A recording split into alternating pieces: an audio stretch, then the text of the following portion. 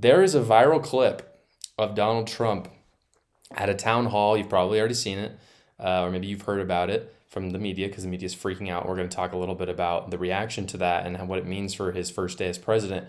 There's a viral clip of Trump at a town hall with Sean Hannity.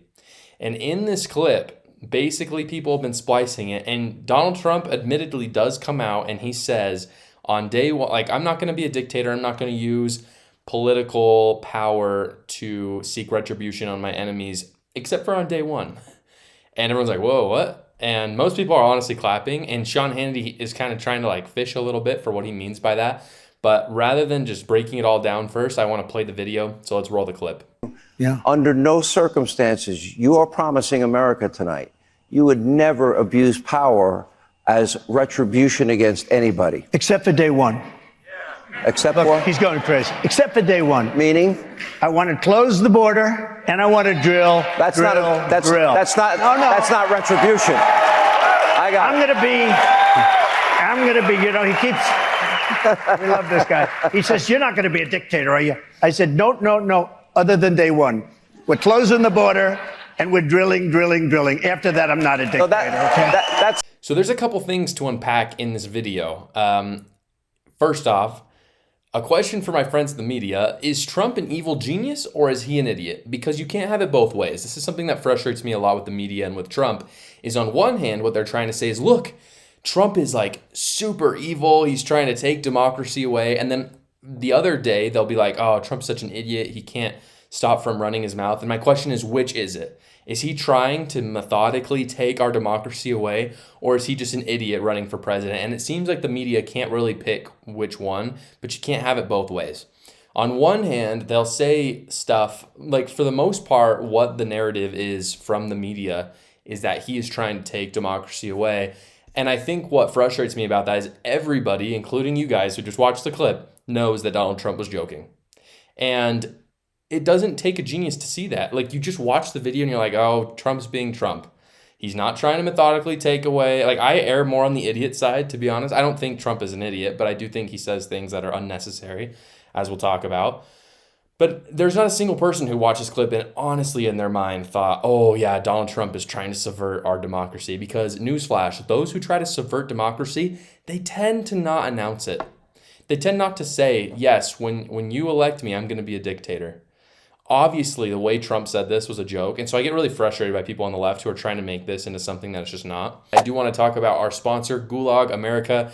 As you can see, I'm wearing one of their shirts right now. Gulag America is a patriotic clothing brand. They even make Josh Carr Show merch. If you're interested in purchasing it, if you go to their website at gulagamerica.com, go to their collections tab, and down to the affiliate section, you'll see Josh Carr Show merch. So go check them out. Again, if you use my code JoshCarr10, you will get 10% off at Gulag America. Go check out all their other stuff too. It is fantastic. But I will say there is something about this kind of joke being said at like a family dinner and not at a public town hall. Like, if I were running for president, that's something I would joke about, you know, like, oh yeah, like I'm going to tear apart the executive branch when I get there. Like, I'm going to be a dictator. You could joke about that at a family dinner. When you're sitting in front of the Iowa caucus, you probably shouldn't say stuff like that, especially when you know that your enemies will use you're just giving the enemy ammunition at that point for their campaign ads. And there might be Republicans saying like, it doesn't matter. No, everybody knows still, but there are a few people out there who don't watch the original video. They just see the spliced content and they jump to these conclusions like, oh, Trump is a ruthless dictator, which we know isn't true.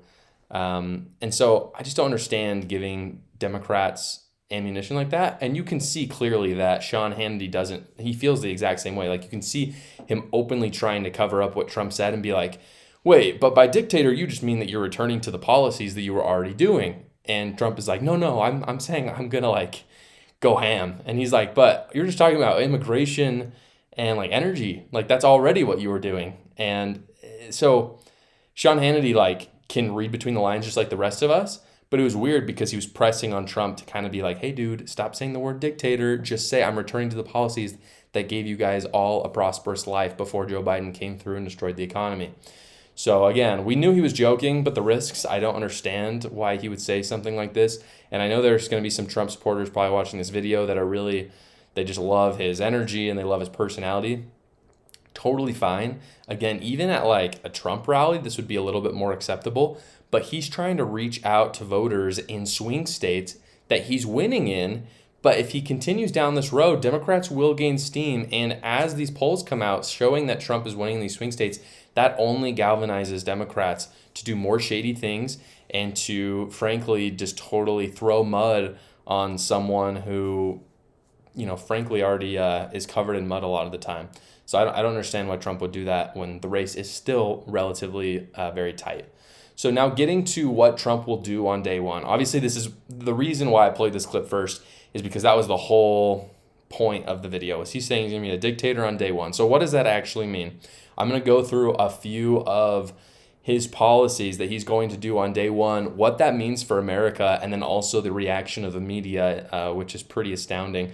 And some of this media is like considered to be moderate. Now, I know no one actually believes that, but you'd think that NPR, who is, the article that I'm going to cite in this part, would like fake moderation, but like they're so blatant now. Like I remember growing up and it was like NPR's like, yeah, like I don't really trust Fox News, I don't really trust CNN, but NPR, like that's where I get my news from. No one can say that anymore and honestly think that they're getting news from any sort of objective source. But in any case, moving on. So one of the things that Trump will do on day one is that he will likely tear down some of the bureaucracy in the executive branch. And this is not something that Trump did a very good job of in his first presidency. In fact, it's my largest critique of Donald Trump, and many others have said the same thing. When it comes to the CDC, Trump only aggrandized the CDC and Fauci during COVID. He didn't really cut bureaucracy in any meaningful way when he was president.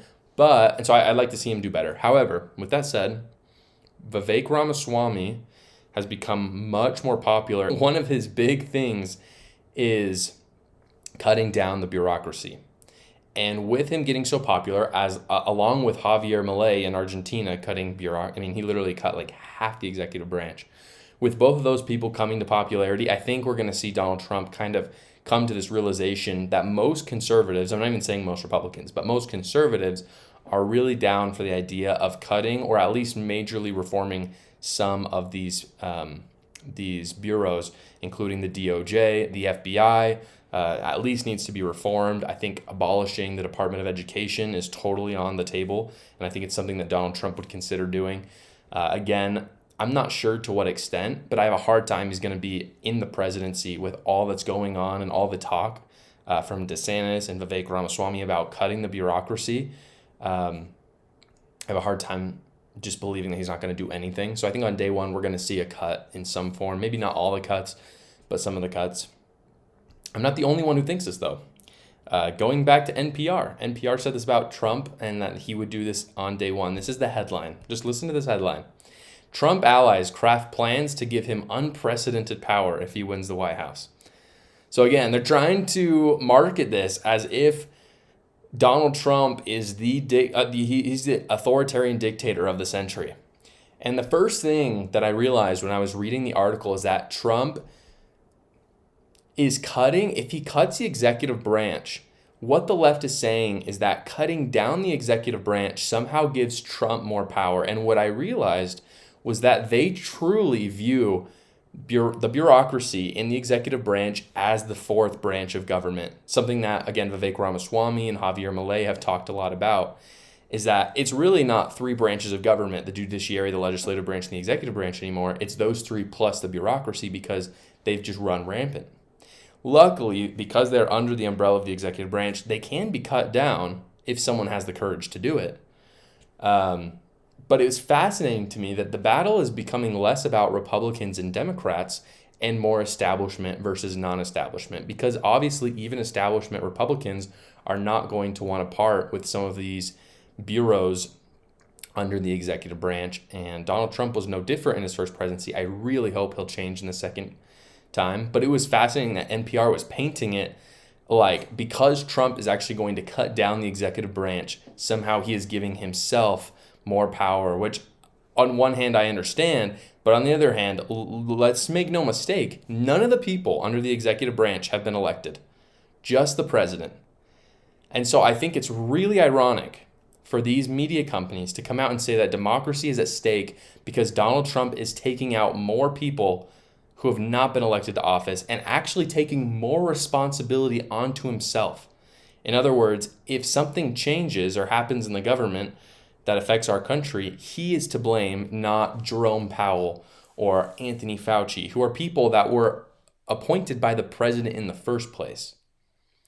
Again, and that goes back to my original frustration about COVID, where Donald Trump had the power to fire Anthony Fauci and didn't do it. But that's a video for another day. Again, though, it's terrifying to see that branch. And I think my concern with Trump at the same time is that because he didn't do enough to cut out the bureaucracy the first time, this time around, he's received a lot of endorsements from establishment Republicans. And I find that really interesting. I mean, Trump is known as the non-establishment candidate. But the question for me becomes, at what point does an establishment or does a non-establishment politician become an establishment politician? And when I see all of these establishment Republicans, senators, congressmen endorsing Donald Trump, it makes me pause for a second, because I don't know if they're just jumping on some sort of a bandwagon. They know that Donald Trump's going to win already, so they just want to look like they were right. Or if they really do have some things going on with Donald Trump, and unfortunately Donald Trump is not going to have the brass tacks to take down some of the bureaucratic minutia of Washington. But I expect something will happen, especially more than the first time he was in office. And so that's improvement. Hopefully we'll see a big cut in the in the executive bureaucracy, but we'll find out. Guys, as we come to the new year comes, we do not want to go into the new year with a cluttered house, with all the Christmas decorations all over. You might even have fall or Halloween decorations out. That's why I've partnered with Smart Labels. Smart Labels is a better way to organize.